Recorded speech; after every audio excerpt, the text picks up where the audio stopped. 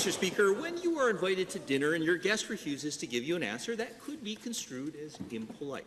But I'm sure the Finance Minister did not mean to be discourteous when he refused to RSVP the members of the Heritage Trust Fund Committee. So, to the Minister, let me give you another chance. Will you attend the next meeting of the Standing Committee on Alberta's Heritage Saving Trust Fund? The Honourable Minister of Finance. Thank you very much. Mr. Speaker, I have stood up and repeatedly said that I'm in constant communication with the AIMCo Chair and Board of Directors, and I'm also talking with the CEO at all points of time.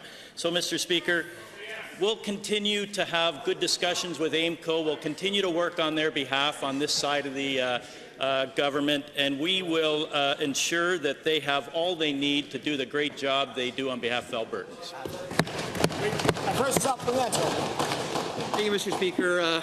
Given that this direct question has now been asked at least 6 times and the Minister still will not answer, and given that the committee chair said this about the accommodating the Minister's schedule, the meeting is, quote, being scheduled right now, so we will try and do that, unquote. And given that, because the Minister refuses to answer questions about his attendance, we can only assume he's decided not to attend.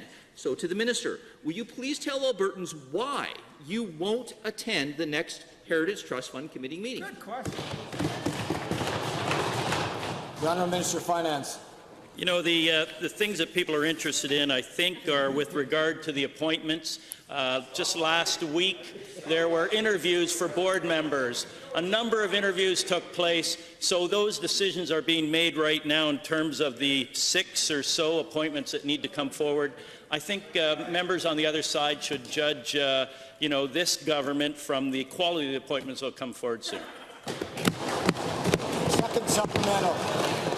Thank you, Mr. Speaker. Given that Albertans are alarmed that the NDP is politically interfering with AIMCo and they fear that this meddling can lead anywhere, and given that Albertans are concerned that this government views the $90 billion worth of pensions, endowments, and their heritage fund as easy pickings, will you promise, Minister, to Albertans today that you will not dip into the Heritage Trust Fund or any other fund managed by AIMCo to cover up your gross financial mismanagement of our province? The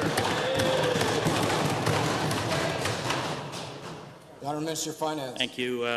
The ridiculousness of the allegations from the other side, I don't want to even address with having to address. What I will say is that AIMCo is a great company that works on behalf of Albertans, invests a great deal of money.